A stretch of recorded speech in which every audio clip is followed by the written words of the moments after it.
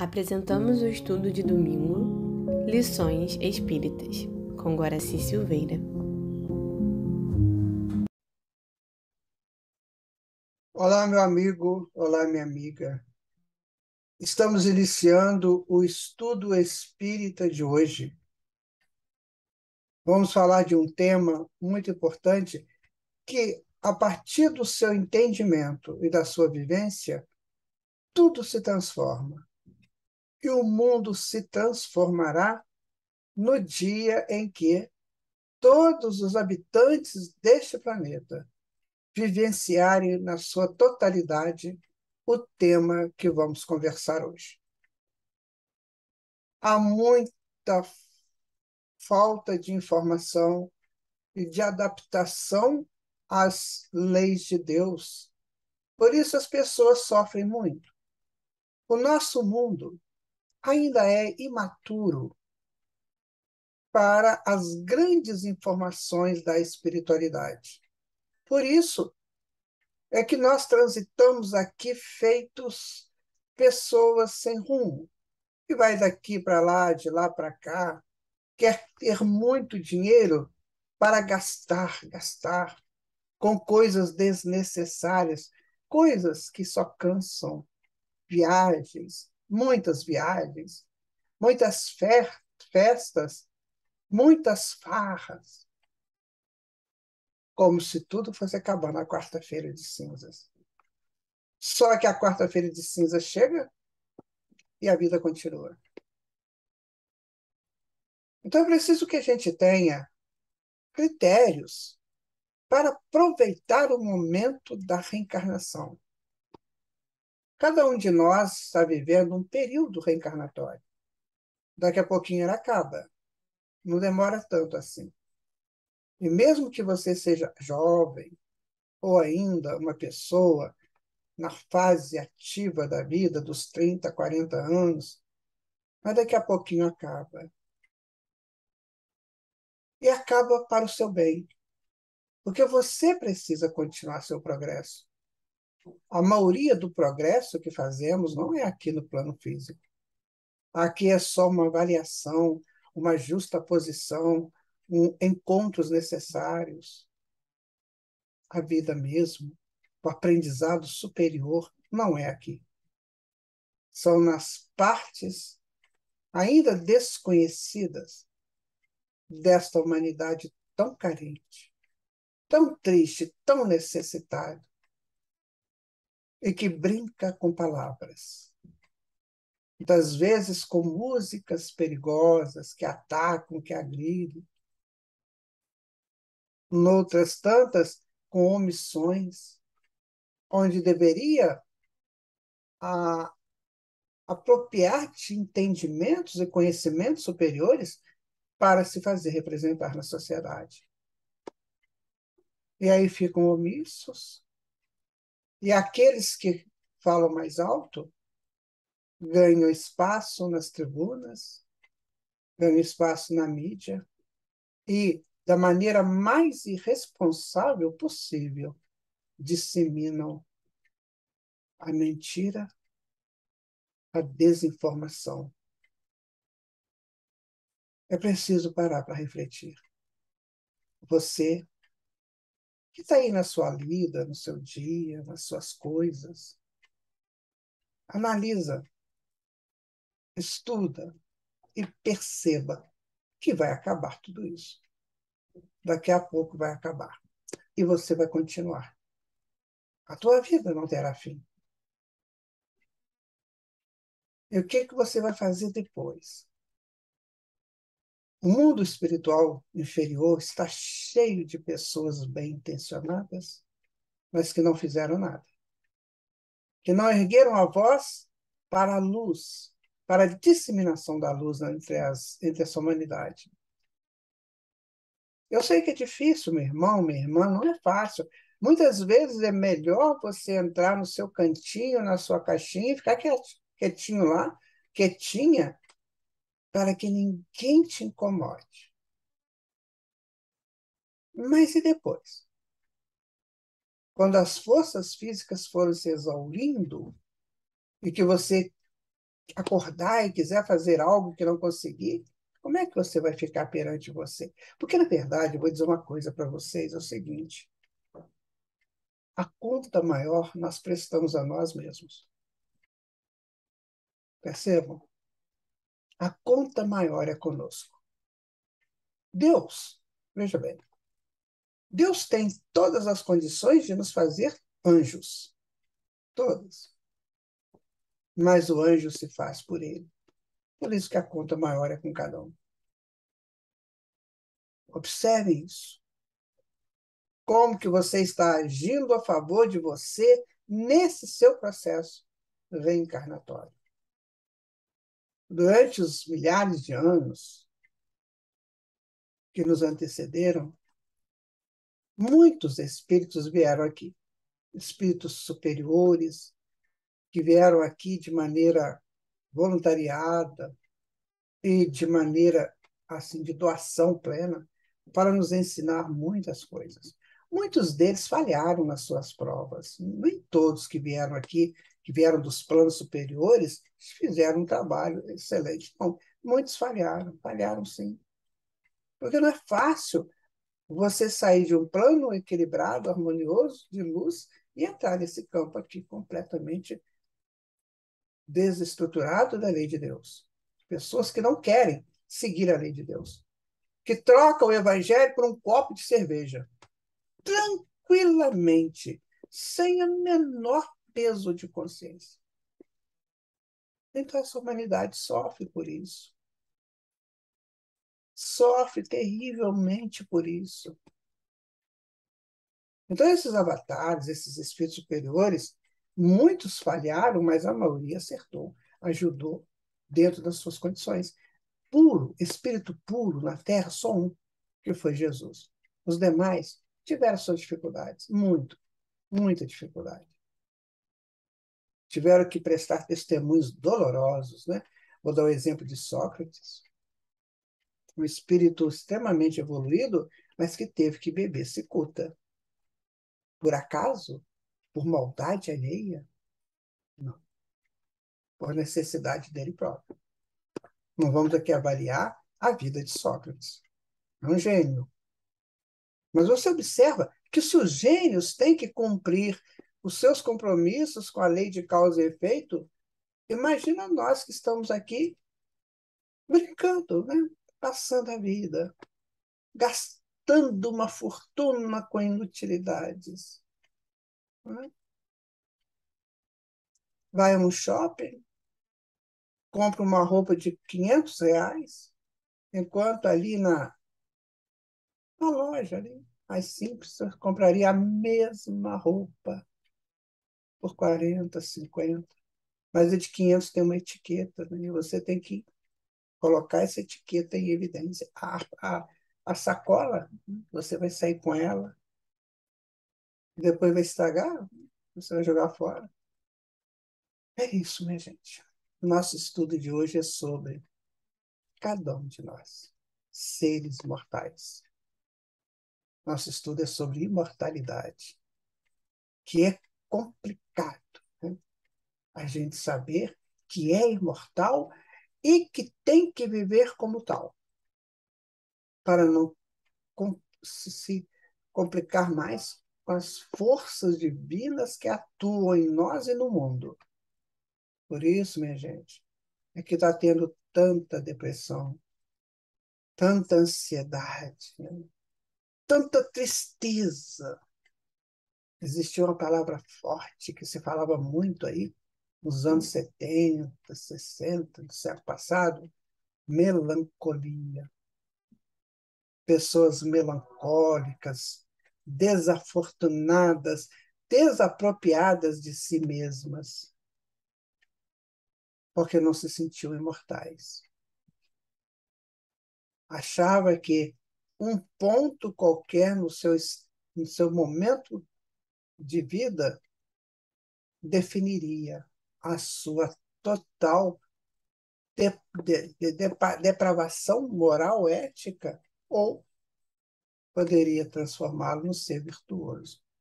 Mas não é bem assim. A vida ela é muito complexa.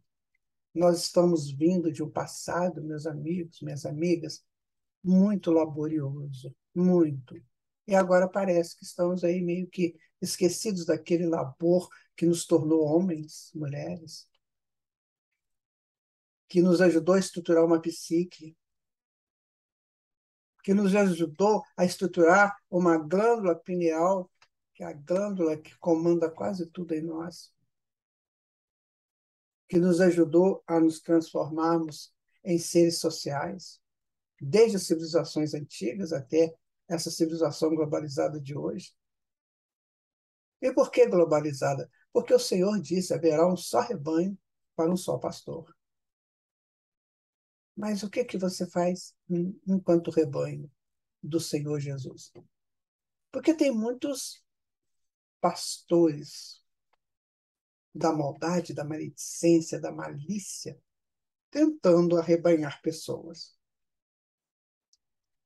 Eles não formam rebanhos, eles formam manadas, que tem um líder, e esse líder é tão ignorante quanto o resto. O pastor, não. O supremo pastor da terra, Jesus, e só ele, é acima de tudo aquilo que o homem possa imaginar de sabedoria e de amor. Então, este sim é o condutor. Os outros são cegos, guiando cegos, que nós temos que tomar cuidado. Muitas vezes nós encontramos pessoas muito boas nesse campo, mas ainda ignorantes. Então, cuidemos disso. Nos juntemos em torno dessa certeza da imortalidade, entendendo que ninguém vai morrer. E por isso temos que nos cuidar. É isso, minha gente. Vamos ao nosso estudo de hoje. Vamos ver o que nós podemos apreender dessa coisa chamada imortalidade. Vamos tentar entender isso da melhor maneira possível. Os ventos que levam estimulam outros a trazer de volta o que a cada um pertence. Os ventos que levam estimulam outros a trazer de volta o que a cada um pertence. É o nosso estudo sobre imortalidade no Lições Espíritas de hoje. Convido a você a esse momento de reflexão. Vamos refletir. E vamos compartilhar isso, sabe, minha gente? Você que está aqui conosco no YouTube, assistindo esse estudo, eu peço que você compartilhe esse estudo. Não é porque é um estudo magnífico, não. A proposta é magnífica. Pode ser que a gente não seja assim ainda a pessoa com aquela condição de trazer muito público. Mas não importa a quantidade, importa a qualidade. Então, peço a você que compartilhe esses estudos. É muito importante estudar. Eu estou estudando aqui com vocês. Eu também sou um estudante de tudo isso. Quando montamos o estudo, quando gravamos esse estudo, tudo isso para nós é aprendizagem. Tudo. Ninguém faz nada sozinho, né? Então, vamos. Ao espírito, princípio inteligente criado por Deus para povoar o universo, concede o Criador a bênção da imortalidade. Vejam que interessante. Eu não sei se você percebe, mas como que Deus nos eleva enquanto espíritos. Já pensaram sobre isso? Quanto que Deus nos eleva? Ao espírito, princípio inteligente criado por Deus, todos nós fomos criados por Deus para povoar o universo. Então, ele nos concede a bênção da imortalidade. Como que eu vou conhecer o universo se eu não for imortal? Ou você acha que os habitantes de um mundo superior, por exemplo, eles são criados para morar no mundo superior, enquanto nós estamos aqui num planeta inferior, de provas e expiações? E esses que estão lá nesses mundos felizes 3 sóis iluminando, né? Uma visão extraordinária das galáxias, e nós aqui, tadinho de nós, brigando se tem água no planeta ou não tem, para ter vida lá. Então não é possível isso. Então a imortalidade é que nos dá essa sequência de conhecermos toda a casa que Deus criou para nós, que é o universo. Você, meu irmão, minha irmã, conhecerá esse universo. Com certeza absoluta, não duvide disso. Porque você é criatura divina, criado, princípio inteligente, criado por Deus. Embora a imortalidade da alma tenha sido ensinada por todas as doutrinas espiritualistas, coube ao Espiritismo não só confirmar essa evidência, como, através de fatos, comprovar a sua realidade. Está aí. Nós vamos ver esses fatos. Vou mostrar para vocês.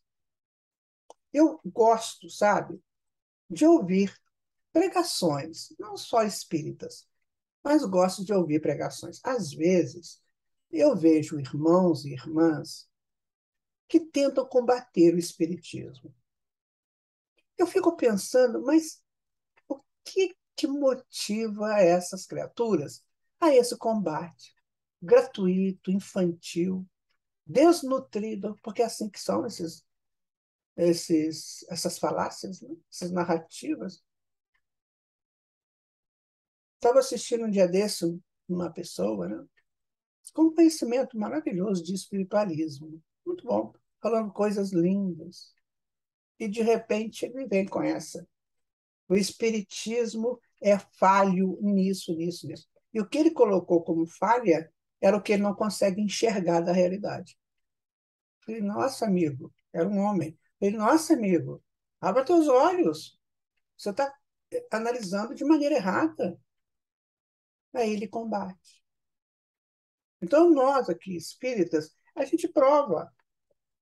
Porque é natural, faz parte da lei de Deus. Então, a imortalidade é natural, faz parte da lei de Deus, possível de ser comprovado.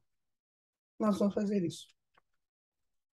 A imortalidade da alma é uma das mais importantes revelações para a humanidade, pois através dela nos asseguramos da realidade do futuro e da ter certeza de atingir a perfeição a que todos destinamos. Olha, se Jesus falou, sede perfeitos, como perfeito é o vosso Pai Celestial, você acha que Jesus estava brincando? Jesus estava usando jogos de palavras, criando uma narrativa estranha, como se faz por aí? Não, meu amigo, minha amiga, não. Jesus não ia brincar com isso. Ele é um espírito Cristo de nível superior, que nós não sabemos nem que nível que é esse.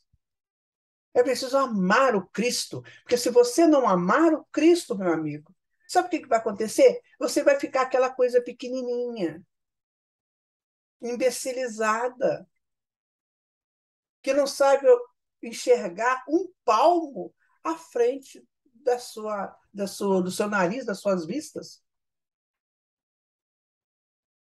Eu fico vendo seres irresponsáveis brincarem com o nome de Jesus. Coitados. São tutelados de Jesus, que os ama profundamente. E eles ficam brincando, tentando, de forma infeliz, denegrir a imagem de Jesus. Coitados deles. Haverá um dia que eles estarão suplicando aos pés do Cristo o perdão. E Jesus não precisa perdoar ninguém, porque ele não tem mágoa de ninguém. Ele só vai levantar essas pessoas.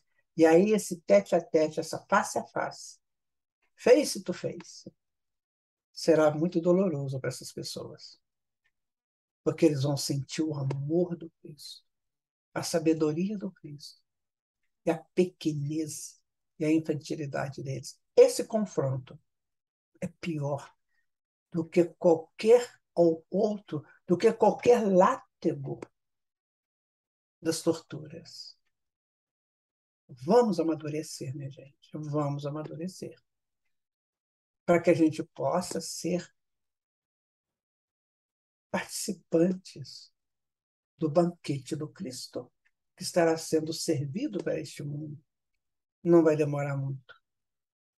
Então, a imortalidade da alma é uma das mais importantes revelações para a humanidade, pois através dela nos asseguramos da realidade do futuro e da certeza de atingir a perfeição que todos nos destinamos. Sejam perfeitos, como perfeito é o vosso Pai Celestial. Como ser perfeito? Pela imortalidade. Através da imortalidade, nos caminhos da imortalidade. Aí nós chegaremos lá. Então, é preciso começar, dar o primeiro passo para essa perfeição. É isso que nós estamos tentando fazer aqui no Espiritismo. É isso que o Espiritismo vem fazer no mundo. Ensinar as pessoas que elas são imortais e que precisam se ajustarem nessa imortalidade. A doutrina espírita, no entanto, não se limita a comprovar a imortalidade da alma e sua individualidade após o túmulo, mas elucida igualmente os fatores que cercam sua caminhada infinita. Somente os médiuns equilibrados, orientados, podem transitar nesses mundos físico e espiritual, mesmo estando encarnado. Lembra quando nós estudamos no outro momento a emancipação da alma? Então, a emancipação da alma nos ajuda a transitar nesses locais. Então, o espírita sincero, ele está provado por ele mesmo e para ele mesmo que ele é um ser imortal. Agora, as comprovações a gente pode até mostrar, mas vai depender de cada um entender. Porque quando eu não quero ver, não tem jeito. Eu tive uma pessoa muito querida minha, já desencarnada, que ela dizia para mim assim: o pior cego é aquele que não quer enxergar. Então, quando a pessoa não quer enxergar, não vai conseguir. Ele está mergulhado no mundo da fantasia, sabe? Está no mundo da mentira. Tem gente que mente descaradamente e depois ele mesmo se desmente. É terrível isso, né? Ele fala uma mentira, mas ele tem que sustentar a mentira. Sabe que ele falou uma mentira há 3, 4 anos atrás? Agora ele vai falar uma coisa que é contra aquilo que ele falou. E ele acha que está falando a primeira vez. Só que você confronta os dois momentos. Ele mentiu e agora está mentindo de novo porque está dizendo o contrário daquilo que ele falou. Olha só que coisa séria que é isso, viver nesse mundo de fantasia, achando que todo mundo é bobo. Desses fatores destacam-se a evolução, a reencarnação, o livre-arbítrio, a causa e efeito, como leis inerentes à permanente ascensão da alma rumo a Deus, nosso Pai Criador. Sim, nós estamos indo. Quantos espíritos que viveram aqui, por exemplo, há 30 anos atrás, que eram nossos familiares, nossos amigos, amigas, e que agora estão no mundo espiritual, que a gente nem imagina o que eles estão fazendo lá. Com certeza, crescendo, aprendendo, estudando, modificando seu modo de pensar, mudando a sua cultura, né? Suas crenças, seus valores. Meu amigo, minha amiga, estão lá, trabalhando, estão lá aprendendo, estão lá, de alguma maneira, se instruindo, mesmo que estejam no umbral, porque lá também é um campo imenso de aprendizagem. É doloroso, mas é aprendizagem. Então, meu amigo, vamos pensar em evolução, vamos pensar que nós vamos evoluir sempre, que o homem só é um estágio da evolução, não é o ponto final da evolução.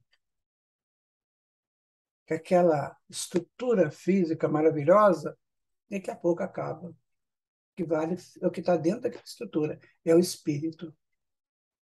Às vezes a gente vê pessoas muito bonitas, né? Artistas, ou alguém aí, maioral, né? Da beleza, e que de repente chega num momento assim que não reconhece aquele mais simples, né? não estão aquinhoados com a beleza, por exemplo, com dinheiro, e olham por cima, assim, com superioridade. Que infantilidade que é isso, né? A pessoa não sabe, ela nem pensa que um dia ela vai ser igual a vovó, o vovô, velhinho, né? Todo enrugadinho, né? E o que que vai valer ali? A alma, é o bom caráter. Pensemos nisso, né? O Espiritismo vem comprovar, assim, que o túmulo não significa o término de nossa vida, a qual se desdobra exuberante no plano espiritual. Olha que texto maravilhoso. Então não tem morte, meu amigo. Você pode sentir, sim, a ausência de um ente querido que foi, que partiu, mas ele não morreu. E você tem que dar a ele o direito de viver a vida dele. Não ficar nesses lutos intermináveis, como se o mundo desabou na sua cabeça porque aquela pessoa foi cumprir outras tarefas no mundo espiritual, aprendizados, viagens aí para outros planos, outras dimensões, e a pessoa fica aqui, né? Às vezes a pessoa que desencarnou estava doente, não estava aguentando mais o corpo físico, e aí você fica aqui, morreu, morreu. Não morre, minha gente. Tira isso da cabeça, não tem morte.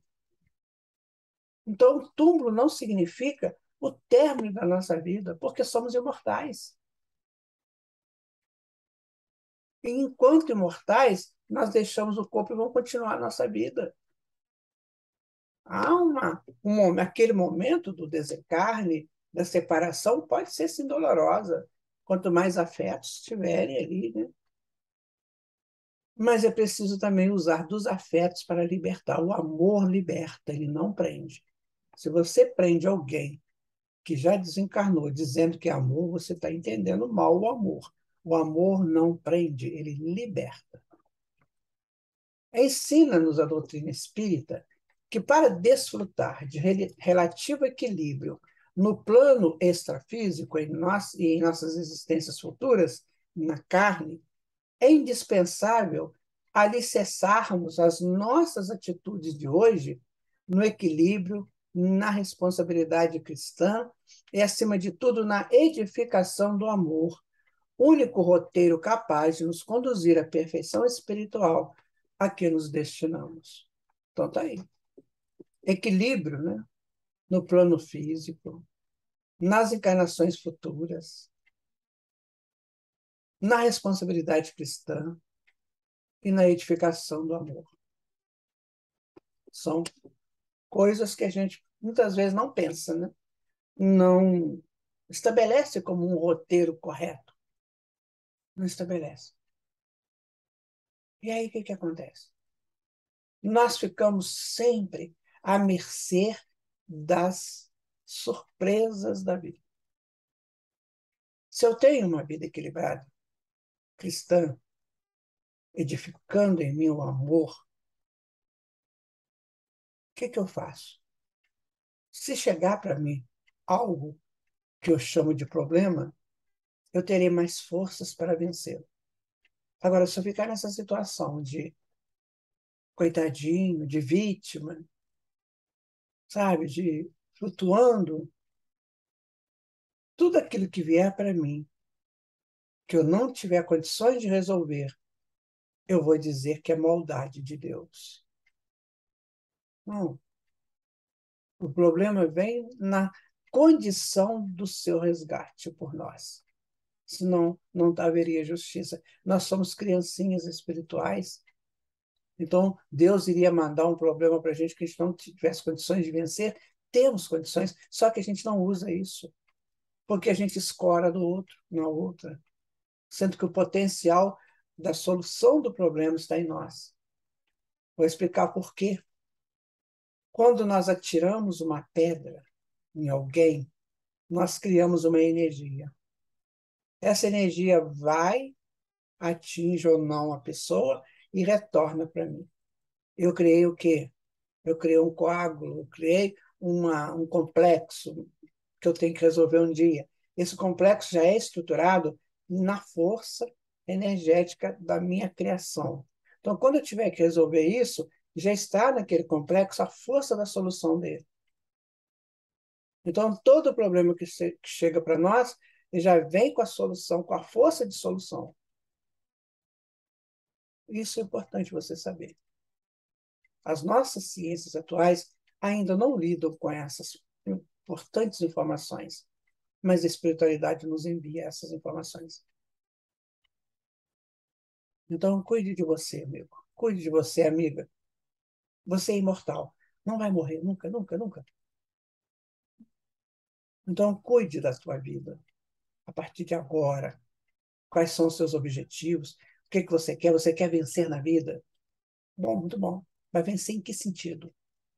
Criar mansões, comprar isso, comprar aquilo? Não, não. Ah, mas eu quero deixar de herança. Teu filho é filho de Deus. Tua filha é filha de Deus. Elas também terão condições para isso. E será muito estranho. Lá no futuro delas, vai falar assim: tudo que eu tenho não foi conquista minha, foi do meu pai e da minha mãe. Então, isso também não é legal. Certo? Trabalhe para que o bem surja, aconteça e fortaleça através de você. Ser imortal, a caminho da perfeição. Certo? Então, continuando, né? Olha o que Sócrates diz. A alma é insuscetível de destruição. É ela que vivifica o corpo. Traz consigo a vida onde aparece. Não recebe a morte. É imortal. Você não acredita em Sócrates, né? Esse espírito superior? Tudo bem, você pode não acreditar, eu te dou todo o direito, né? E te aplaudo essa sua, você refutar isso aí. Agora, você vai ter que apresentar uma coisa melhor. Concorda? Quando a gente refuta algo, nós temos que apresentar alguma coisa melhor. Se você é pessimista, que acha que vai morrer, então para que você tem que cumprir as determinações da vida? Né? Lutar para ganhar teu dinheiro, para você poder comprar sua roupa, seu alimento, ter tua casa, e depois você morre. E o que adiantou tua luta? Estudou a beça para ganhar um diploma, para receber um diploma que te capacitasse ao mercado, e teve tantas lições aí, né? De moral, de ética. Para que isso tudo? Se depois você vai morrer mesmo, vai acabar tudo. Graças a Deus que a humanidade não pensa isso. Essa informação da imortalidade, ela está intrínseca na alma, porque ela é imortal e já viveu aí bilhões de anos. Então, ela já traz isso como uma realidade intrínseca. Mesmo que esses vagueios da consciência acha que não, mas ela já traz intrínseco. Né? Por isso que a gente faz tudo isso que a sociedade determina para o nosso crescimento social. Agora nós temos que trazer isso para a consciência, botar isso na consciência, que a base nós já temos. Nós somos espíritos que vêm reencarnando há bilhões de anos, desde que saímos de Deus. E falo bilhões de anos porque o tempo da Terra é muito pequenininho perante o próprio sistema solar. Então, Sócrates falou isso lá pelo século V, né? Século IV antes de Cristo. Já estava dizendo isso, né? A alma não morre, é insuscetível de destruição, porque ela traz vida para o corpo, traz consigo a vida onde aparece. Vocês já viram? Tem uma ruína lá parada.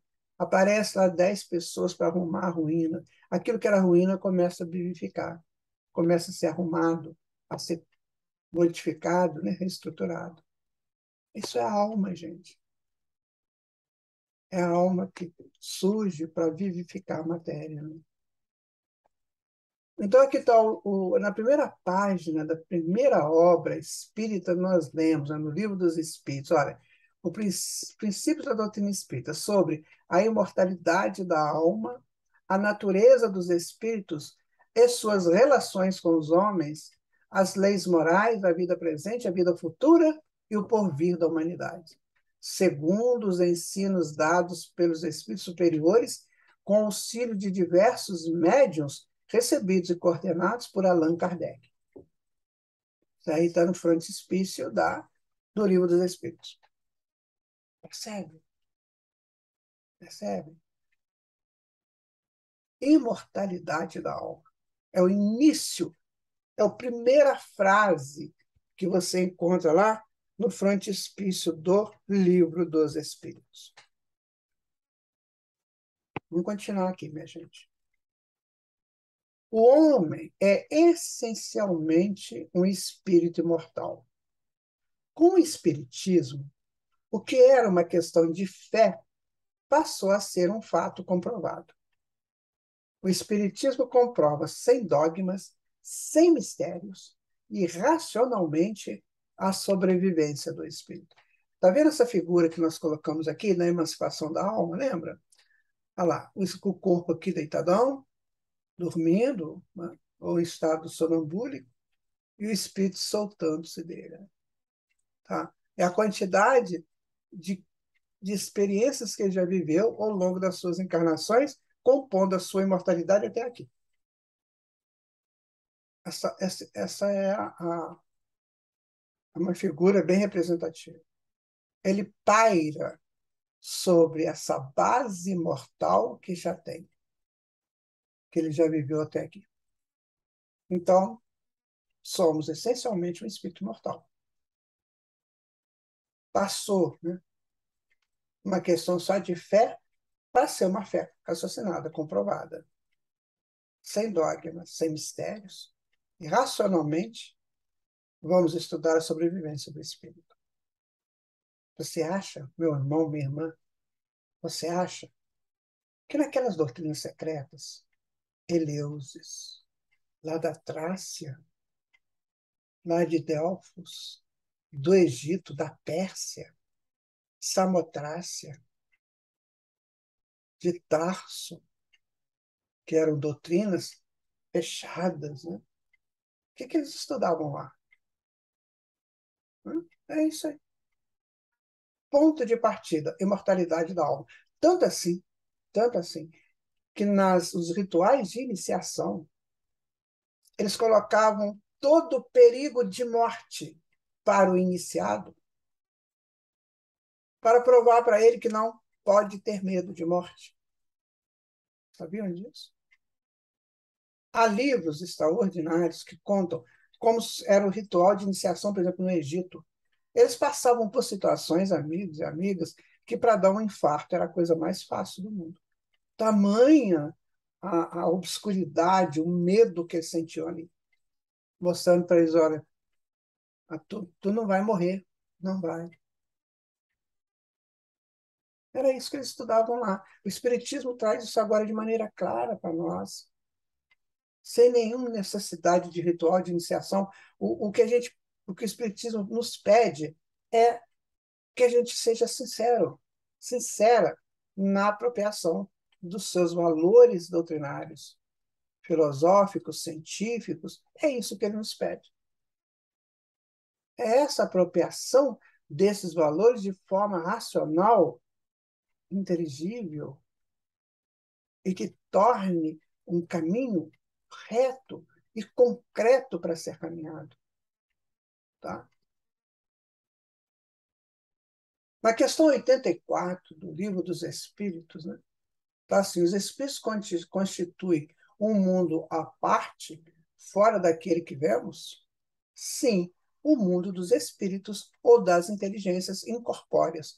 É o mundo que existe para, para abrigar os espíritos que desencarnam e para mandar para cá os que vão reencarnar.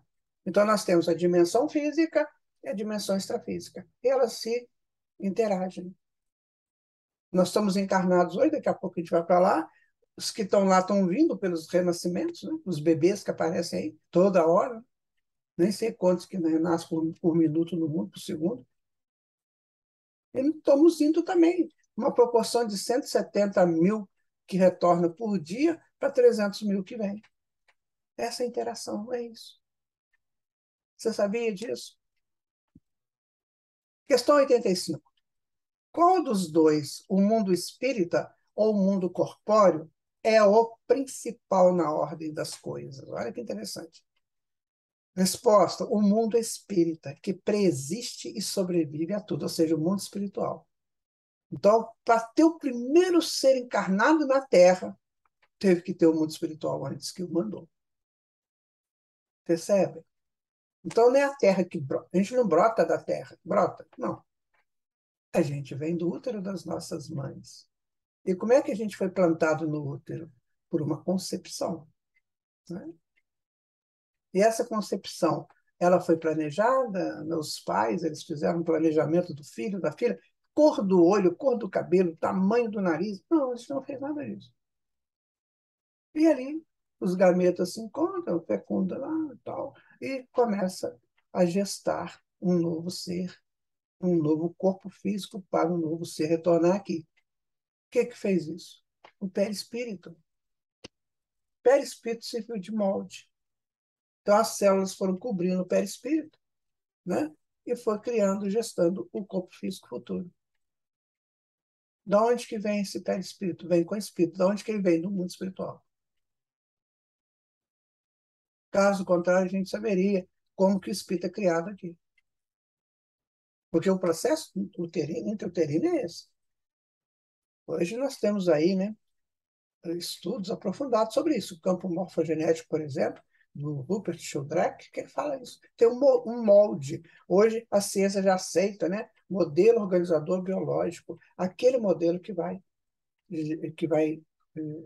proporcionar a criação do novo corpo físico. Então, se não fosse assim, a gente teria que saber quando que o espírito foi criado, porque o espírito é que vai gestar isso. Então, é espírito criado proporcionando a criação do corpo físico para ele habitar. Vejam vocês, é onde foi criado esse espírito? A gente vê isso aí? Tem algum lugar que faz espírito, cria espírito? Não, não tem. Porque no útero da mãe não é possível. Porque senão teria que ter uma fórmula. E qual é a fórmula? É aleatória? Ah, a herança genética, tudo bem, mas nem sempre ela funciona. Nem sempre. Às vezes você vê criaturas aí nascendo aí que completamente alheios à herança genética, porque a necessidade dela naquela encarnação é outra. Então, se fosse assim, eu seria. Se meu pai fosse alcoólatra, eu naturalmente seria alcoólatra. Se meu pai tivesse, a minha mãe tivesse câncer, naturalmente eu teria câncer. Então, a gente seria uma sucessão infinita do mal, do erro. Porque o que a gente vê hoje na humanidade ainda é isso. Mas não é assim. Espírito, filho de alcoólatra, tem o caso de espíritos que nascem numa família, renascem, uma família toda de gente com problemas mentais, problemas físicos, e nascem totalmente livre daquilo. Pessoas surdas, nascem lá que não é. E aí? Herança genética? Só. Meu amigo, precisamos crescer. Isso é espiritismo. Questão 86. O mundo corporal poderia deixar de existir ou nunca ter existido sem que isso alterasse a essência do mundo espírito? De certo, eles são independentes. Contudo, é incessante a correlação entre ambos, porquanto um sobre o outro incessantemente reagem. Então, não precisava do esse mundo físico? Não, mas é preciso que ele exista para que haja essa interação e esse crescimento mais rápido, essa evolução mais rápida. Não é? Questão 87. Ocupam os espíritos uma região determinada e circunscrita no espaço? Eles estão por toda parte. Povoam infinitamente os espaços infinitos. Tendes muito deles de contínuo ao vosso lado, observando-vos e sobre vós atuando, sem o perceberdes, pois que os espíritos são uma das potências da natureza e o instrumento de que Deus se serve para a execução dos seus desígnios providenciais. Nem todos, porém, vão a toda parte. Por isso é que há regiões interditas aos menos adiantados. Ou seja, a pessoa é um espírito mais livre, não tem tanto erro assim. Então, ele está mais livre em colônias espirituais mais avançadas. Então, eles vão aonde eles querem, onde precisam. Porque esse querer do espírito superior está linkado à necessidade. Então, ele não fica brincando de passear, voar no espaço, não. Se eles vão de um lugar para outro, tem uma necessidade para ir. Eles são livres para isso. Percebe? Essa é a maturidade espiritual para entender que cada deslocamento no espaço gera energia, gera fluido. Então, isso tem que ter uma necessidade útil, uma causa que justifique. Agora, aqueles que estão ainda presos, né, aos seus preconceitos, aos seus achismos, às suas intemperanças, né, os seus maus comportamentos, aí esses ficam presos em um lugar que não pode ir tanto assim, até eles aprenderem. Não estão lá para sempre, não. Nem inferno, eterno, não. Estão lá. O eterno é enquanto dura, você sabe, né? Então, tem pessoas que falam que vai sofrer eternamente, até enquanto necessitar da dor. Então, o eterno, ele chama enquanto dura. Percebem isso, essa diferença? Um dia saem de lá. Por uma ou outra questão, saem. O Espiritismo estuda isso muito bem, não é o nosso estudo de agora, mas ele sai. E aí vamos, de novo, ter uma outra chance. Vamos mudar. Vamos ver o que você fez de errado e vamos colocar aqui você numa família tal, para você resolver suas questões aqui. Agora você tem que trabalhar, você tem que lutar, você tem que estudar, você tem que progredir, você tem que lutar por você. É isso. É o que nós estamos fazendo aqui. A tua luta, a minha luta, é isso. Né? Questão 23, né? O espírito é o princípio inteligente do universo? Os que viveram corporalmente, aos quais a morte despojou de seu grosseiro invólucro visível, deixou-lhes apenas um envoltório etéreo, invisível no seu estado normal. Está no livro dos Médiuns, na primeira parte, no capítulo 2, né? no item 9. Então, na pergunta do livro do Espírito é isso, né? O Espírito é o princípio inteligente do universo? Aí nós pegamos também essa informação do livro dos Médiuns, para aumentar a importância dele, né? Porque lá na questão 23 vai dizer que sim, que ele é o princípio inteligente do universo. Mas aqui nós colocamos também essa informação do livro dos Médiuns, né? Os que viveram na terra, no corpo, que nem nós, aos quais a morte despojou, ou seja, a desencarnação chegou, deixou apenas o envoltório, eles ficaram com o envoltório etéreo, que é invisível para nós aqui, que é o perispírito. Tá bom? Você concorda? Tudo bem, ótimo, então continue estudando. Agora, você não concorda? Dá um tempo para você, sabe? Pensa isso, vou dar um tempo para mim, para os meus conceitos, para aquilo que eu acho que é, e eu vou tentar aprender mais. É assim que a gente vive, minha gente. Se você trouxer para mim agora uma informação da ciência que eu desconheço, a primeira coisa que eu vou fazer é tentar entender. Não vou falar que não. Vamos entender isso aqui. O que significa isso? Porque, na verdade, nós vivemos um mundo de ilusão ainda. Nossa visão ainda é muito distorcida pelos sentidos. A percepção espiritual, a intuição fala mais alto do que os sentidos. E a gente está entregue totalmente aos sentidos, aos 5 sentidos, né? Visão, audição, tato, palavra, olfato. Então a gente fica ligado só a isso. Então pode ser que está acontecendo uma coisa na minha frente que eu não estou vendo. Só que alguém lá da ciência descobriu aquilo e fala. Então eu não estou vendo, mas é. Então deixa eu estudar o que é isso. Essa é a forma sensata de viver, né? A imortalidade é a essência da vida. Está no livro Encontro Marcado, pelo Espírito Emmanuel, no capítulo 21, capítulo 39.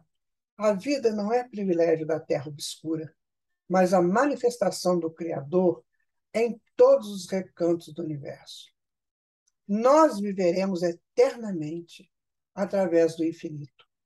E o conhecimento da imortalidade expõe os nossos deveres de solidariedade para com todos os seres em nosso caminho.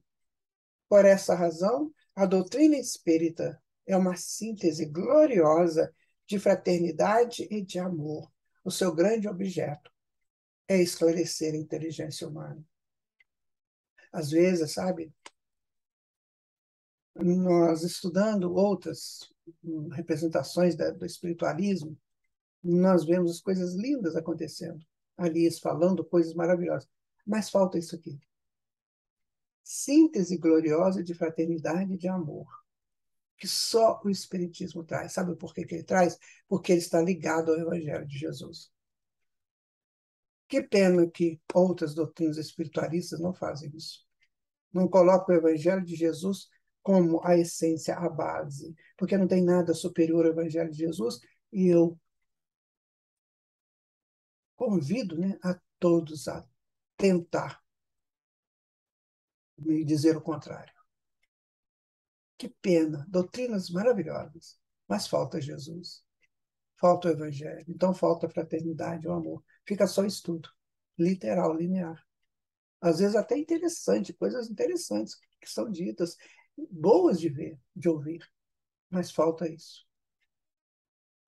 Então fica aquele conceito bonito, porém flutuando. Ele não assenta na alma, porque não tem isso. Raramente vai se encontrar isso. É claro que tem exceções, porque às vezes tem companheiros e companheiras que ali estão e consegue ver naquilo a síntese da fraternidade e do amor.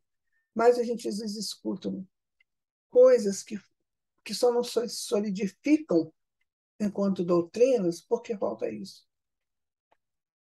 Então, a doutrina espírita é a fraternidade e amor. O que é isso? Estágios superiores da consciência, estágios avançados da consciência. Quando eu vejo que o outro, a outra é meu irmão, minha irmã, né?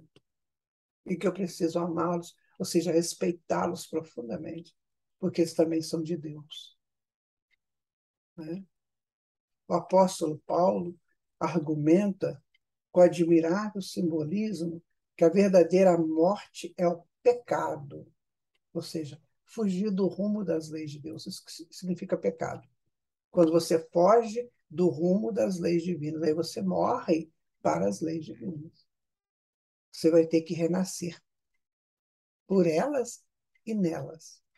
Para que esse trânsito tão infeliz? Né? Então, ele argumenta com admirável simbolismo que a verdadeira morte é o pecado e que a alma purificada no bem se torna incorruptível e vive eternamente. Tá aí. Esse viver eternamente é com paz, com purificações. Ou seja, o que é purificar? É extrair, exterminar tudo aquilo que impede a visão crística para a qual nós fomos criados. É quando eu brinco com as coisas da vida, né? Brinco com bebida, com sexo, eu brinco com palavras, eu brinco com falácias, com narrativas. Então, eu sou um ser o quê? Irresponsável, inconsequente.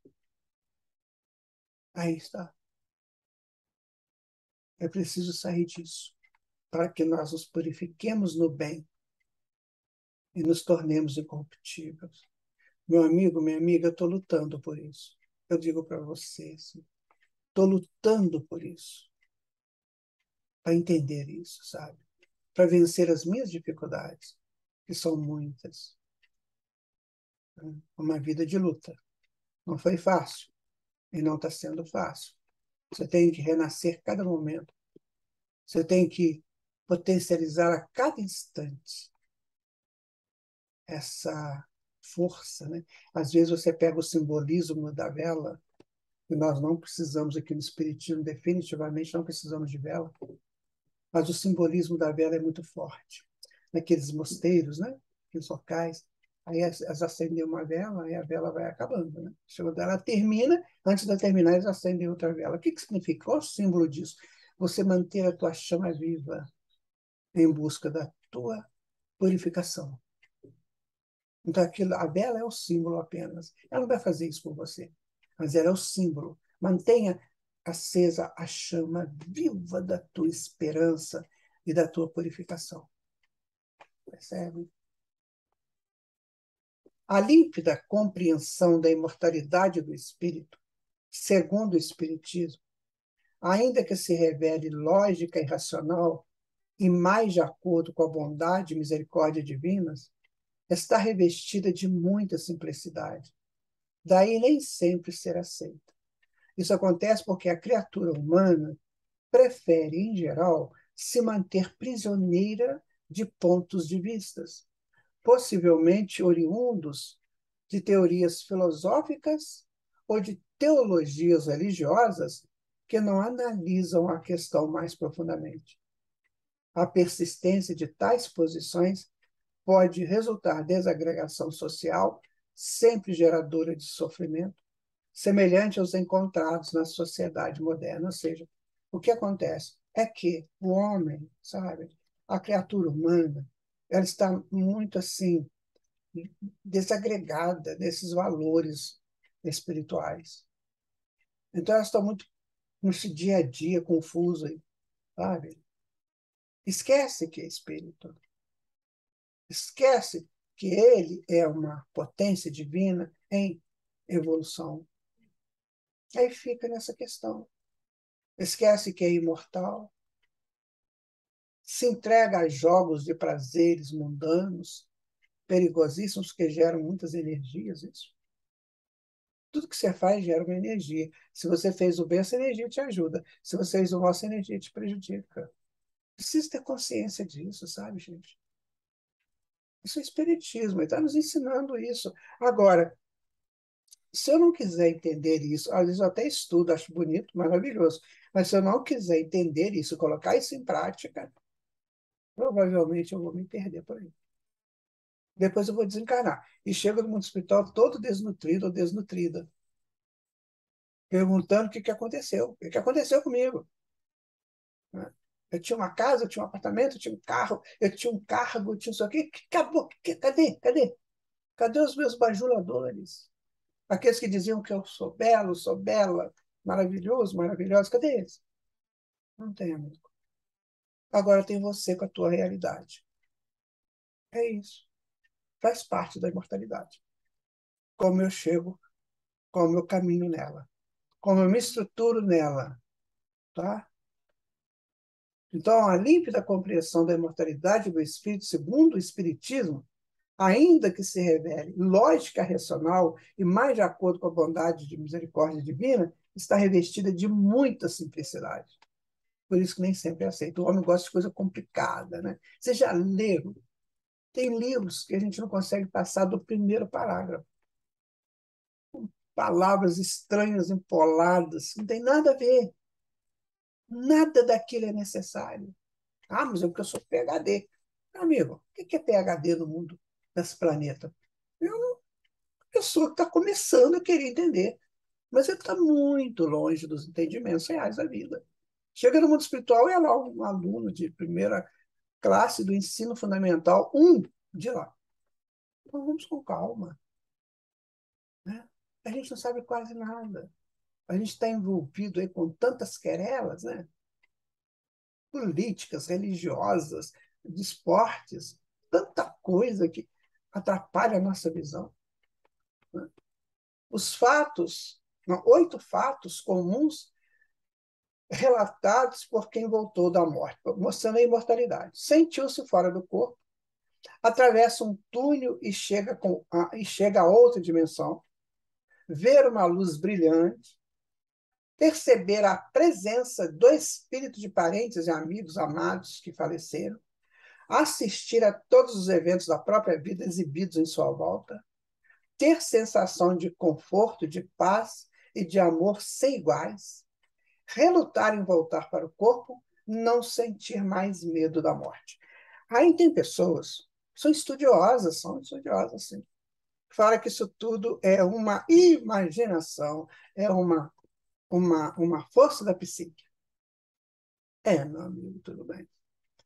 Eu entendo isso, sei que isso acontece, mas você tem que ter gerado imagens. O inconsciente sozinho não gera imagens. Você tem que mandar imagens para lá, vivências para lá, emoções. Né? Ter sensação de conforto, de paz e de amor sem iguais. Duvido que qualquer homem aqui na Terra tenha vivido isso. Relutar em voltar para o corpo, ou seja, eu vou ficar preso no inconsciente, e eu vou morrer, né? Eu então morro como inconsciente, eu morro abraçado, né? Com o náufrago.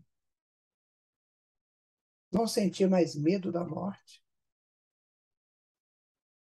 Perceber a presença do espírito de parentes e amigos amados que faleceram. Aqui entra um detalhe muito grande, que alguém pode dizer assim, ah, mas isso está no inconsciente dele. Tá, mas só que essas narrações aí que acontecem, geralmente o parente ou o amigo estão falando coisas novas, falando coisas que ele não falou quando estava encarnado. Então não está no inconsciente. Não está no consciente de quem está vivendo a experiência. Ver uma luz brilhante dentro do inconsciente tem luz? Pelo contrário, não tem não. De onde vem essa luz? Que luz é essa que nós não temos? Olha, meu amigo, minha amiga, é preciso muita percepção espiritual. Avançar nessa percepção espiritual. Sair desse cadinho doloroso das negativas. Tá? Vou deixar para você aí, ó, estuda, lê, né? Depois você volta o vídeo, torna a ver isso aí. Isso, gente, é científico. Isso é comprovado. São livros que existem, né? Com pessoas que fizeram uma experiência de quase morte, uma EQM. Os psicólogos sabem disso, os cientistas, os psiquiatras sabem disso. Por que eles relutam para dizer que não tem vida depois da morte? Que isso aí é ilusão? Ah, meu amigo, não faz isso. Não seja pregoeiro da mentira. Analisa. Estude mais o inconsciente. Eu te aconselho. Estude mais o inconsciente. Você ainda não sabe nada disso. Se você negar isso aí. Agora, aplaudimos aqueles e aquelas psiquiatras, psicólogos, psicólogas que já entende isso e ajuda a pessoa nesse ponto. Parabéns para você. O médico também, né? A médica.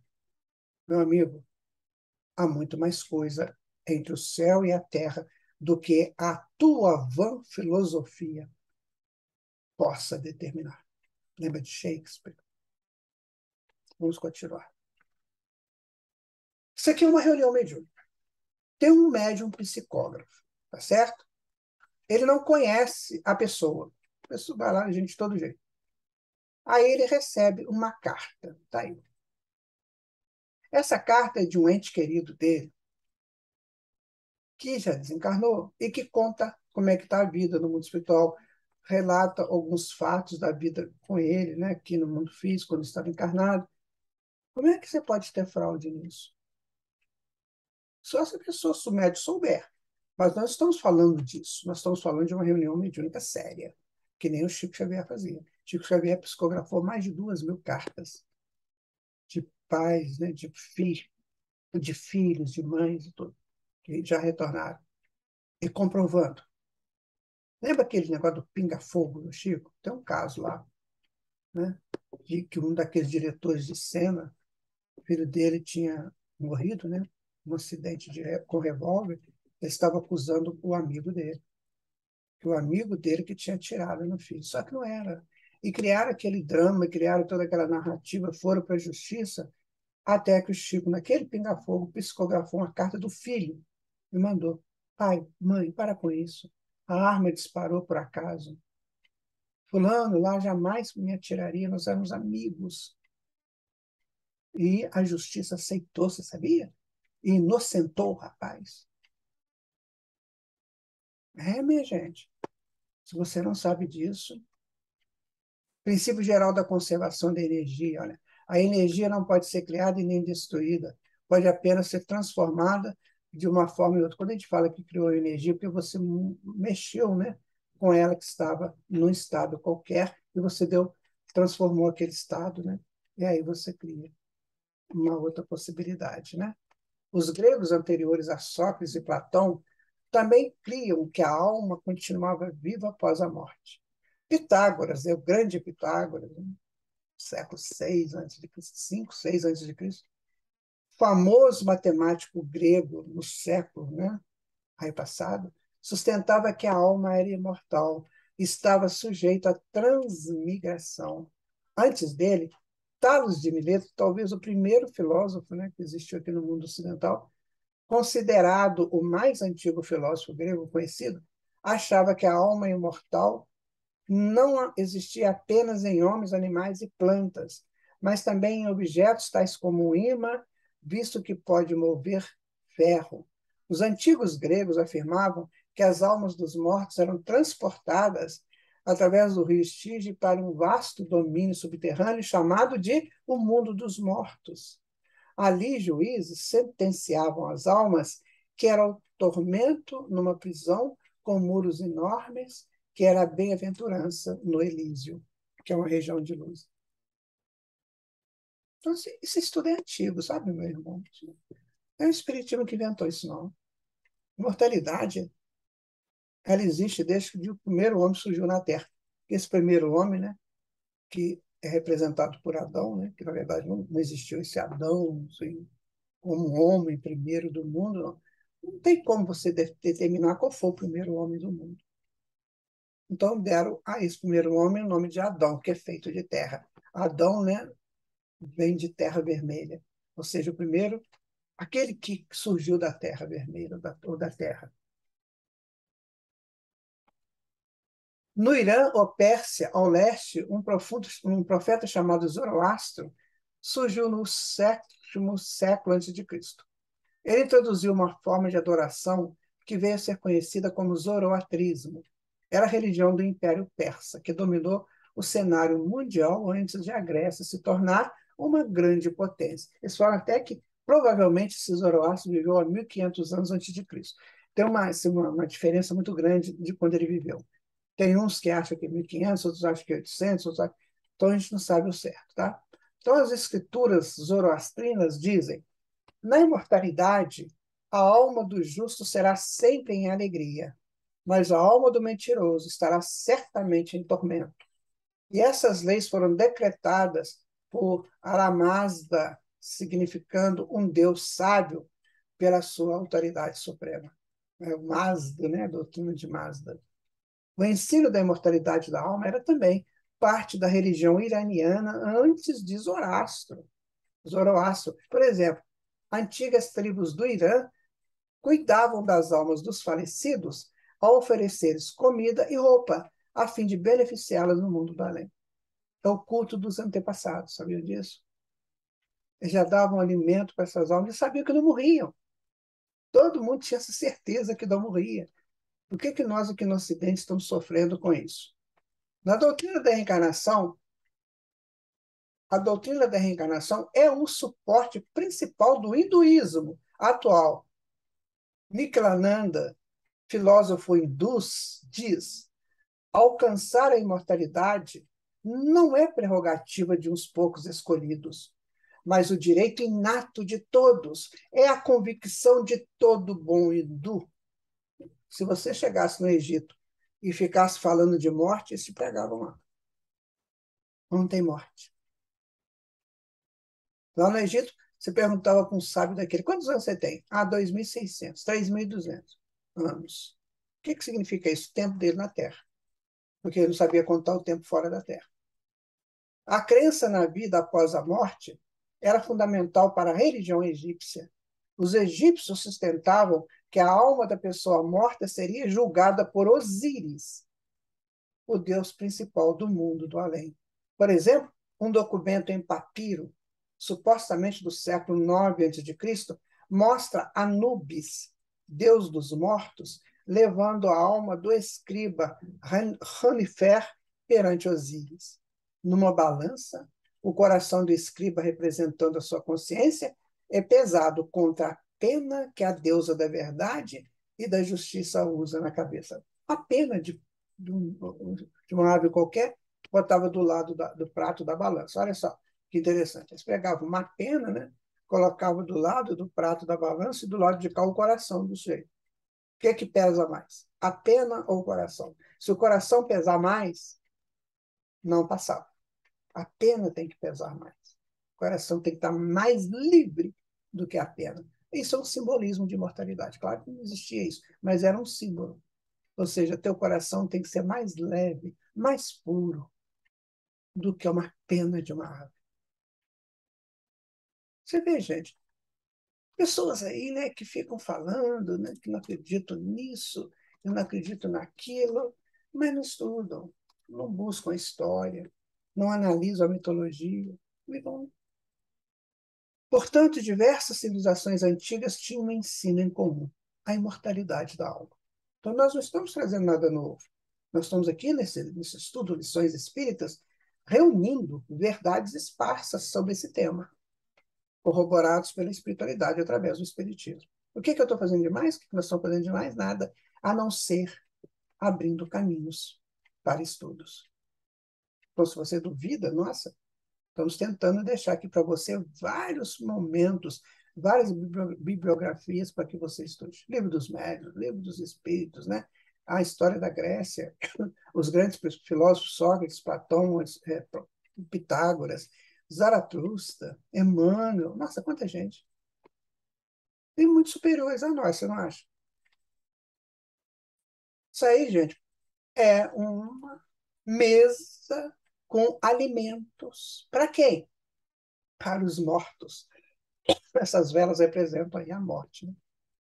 Ou seja, a vela viva da vida, a chama acesa da vida, como nós já falamos anteriormente. Ali a cadeira dele, né? Ele sempre deixou uma cadeira, a mesa, né? Tinha muito isso. Esse símbolo da cadeira na mesa, na hora da refeição, é muito, muito sério, isso é muito profundo. Tem pessoas tem famílias que, quando se desencarnam, ninguém assenta na cadeira que ele sentou, pelo respeito, né? Daquele lá. Então, aí, puseram tudo que o sujeito gosta. É o culto, é a celebração aos mortos. Ele fazia isso do jeito que eles pensam que deve ser lá no mundo espiritual. Você tem que ter alimentar e tal. Olha quanta coisa colocada aí para esse morto, nesse culto antepassado. Tem a bebida, né? Aí ali um negócio qualquer de líquido. É isso aí, amigo. Muito sério, né? Na crença que o falecido, muitas vezes familiares, tem uma existência contínua e possui a capacidade de influenciar a sorte dos vivos. Então, eles agradavam os mortos, para ele ajudar bem os vivos. Viu como é que esse trânsito vivo e morto é antigo? Então, eu vou agradar o meu parente, o meu familiar, o meu antepassado, para que ele me ajude. Só que o que eu sabia era isso. O que, que eu gosto? Eu gosto disso aí. Gosto de alimento. Então, provavelmente, eu também gosto. Só que o alimento dele é outro, né? Não precisa disso. Mas fica o carinho. Ficava ali o carinho, a lembrança, tá? O afeto, né? Melhor dizendo. Aí nós temos o nosso Mestre Jesus, né? Caminhando depois da morte da cruz. Entre aspas, não teve morte, teve desencarne dele, né? Ele caminhando livremente pelos jardins floridos que o seguiam, né? O espírito dessa envergadura, ele cria, onde ele anda, jardins floridos, né? Então, aí está. A maior representação da imortalidade da alma para nós, cristãos, né? É isso. Jesus caminhando depois da crucificação. Porque você quer mais prova? Isso está relatado, né? Lá na Bíblia, no Novo Testamento, está relatado isso aí. Então, se você não acredita que isso aconteceu, então você não pode acreditar na Bíblia. Ah, mas eu não gosto de Bíblia mesmo. Então vai pelo bom senso. Você acha que o espírito daquela natureza seria morto por homens? O homem não mata nem o espírito comum, nem o delinquente não mata. Que ele sai do corpo e vai continuar vivendo. Às vezes, na pena de morte, o sujeito é um pária social, eles matam pela pena de morte, ele sai do corpo e continua fazendo mais confusão ainda, porque ele se torna invisível. E aí não vai ser pego. Ah, meu amigo, minha amiga, nosso estudo está chegando ao fim, tá? Eu espero que tenha sido útil para você, tá? O sentimento de uma existência melhor resiste no foro íntimo de todos os homens, e não é possível que Deus aí o tenha colocado em vão. Então, Deus coloca isso em nós. A vida futura implica a conservação da individualidade após a morte. Não se perde a individualidade. Nós somos o que somos. O que nós construímos, estamos construindo aí ao longo da nossa jornada quando saímos de Deus. Com efeito, que nos importaria sobreviver ao corpo se a nossa essência moral houvesse de perder-se no oceano do infinito? Tem doutrinas aí que diz que quando a pessoa desencarna, ele volta a fazer parte do todo, perde a individualidade. Isso é um absurdo, sabe? Primeiro que se fosse acontecer isso, e Deus fosse isso, esse todo, né? Somado aí de todos os seres que vão desencarnando, nossa, Deus era muito, muito pobre ainda. Porque a pobreza humana é assim, assustadora. Né? Então, como é que seria esse Deus? Resultado desses homens e mulheres? Não. Eles têm que dar conta deles, da individualidade deles, do que fizeram. As consequências para nós seriam as mesmas se tivesse de nos sumir no nada. Então, eu vivo aqui, batalho, luto, vou sumir no nada. Amigo, amiga, fora disso. Tem três coisas fundamentais: lógica, justiça e amor. É isso que governa. Né? Em João 14, 2, 3, Jesus disse: Na casa de meu pai há muitas moradas. Se não fosse assim, eu vou-lo teria dito. Vou preparar-vos lugar. E quando eu for e vos preparar lugar, virei outra vez e vos levarei para mim mesmo. Para onde eu estiver, esteja vós também. Isso não é uma mensagem de imortalidade? Eu vou preparar o lugar, depois eu venho, busco vocês e levo para lá. Para lá para onde? Para a imortalidade. Porque não tem morte. Isso vai dizer assim: olha, infelizmente eu estou indo embora, né? Eu também vou morrer, vocês todos vão morrer. Acabou a nossa história. Virão outros para continuar a nossa história. Não falou isso, não. Ele falou o contrário. Quer dizer, eu vou para algum lugar, que é a imortalidade, preparo o lugar lá, dou um jeito lá para vocês, e venho e busco vocês. Esse buscar vocês é quando a gente aumenta o teor crístico que somos. Aí nós vamos para o Cristo. Enquanto a gente não arrumar isso, não fizer isso, a gente não crescer espiritualmente, não tem esse lugar pronto para nós. O lugar só é preparado lá quando eu cresço espiritualmente. Aí eu vou para o lugar que eu preparei, e que Jesus conserva para nós. Então, meu amigo, minha amiga, olha, chegamos ao final do nosso estudo sobre mortalidade, aqui no Lições Espíritas. Sinceramente, veja o vídeo de novo, né? Assista de novo. Se você tiver dúvida, entre em contato aqui conosco. Nós vamos conversar, nós vamos dialogar, para que todos nós sintamos livres, para que todos nós nos libertemos dessas teorias infelizes da morte. A morte é uma coisa pesada, né? Para a vida, que é uma coisa aberta, livre. Morte, vida. Vamos para a vida. Muito obrigado. Até o nosso próximo encontro, na bênção do Senhor Jesus. Tchau.